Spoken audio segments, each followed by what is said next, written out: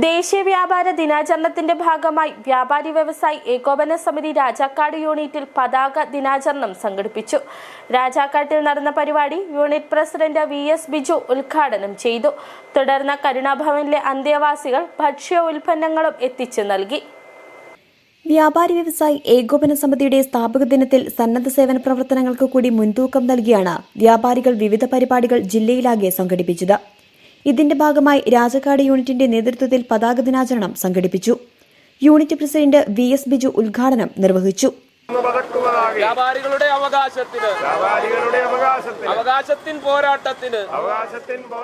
വ്യാപാരികളുടെ അവകാശങ്ങൾ സംരക്ഷിക്കുന്നതിന് വേണ്ടിയിട്ടും അതോടൊപ്പം തന്നെ വ്യാപാര മേഖല നിലനിർത്തി രാജ്യസംരക്ഷണത്തിനുമായിട്ടാണ് വ്യാപാരി ദിനം.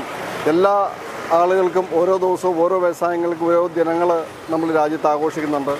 അതുപോലെ തന്നെയാണ് ഇന്നൊരു ദിവസം വ്യാപാരി ദിനമായിട്ട് വ്യാപാരികൾക്ക് വേണ്ടിയിട്ട് ഒരു ദിനം ഇന്ന് രാജ്യത്ത് ഒരു ദിവസം നിലകൊള്ളുന്നത്. പതാക ഉയർത്തലിനും മറ്റു പരിപാടികൾക്കും ശേഷം സേവന പ്രവർത്തനത്തിന്റെ ഭാഗമായി യൂണിറ്റിന്റെ നേതൃത്വത്തിൽ രാജാക്കാട് കള്ളിമാലി കരുണാഭവനിലെ അന്തേവാസികൾക്ക് ഭക്ഷ്യോൽപ്പന്നങ്ങളും എത്തിച്ചു നൽകി.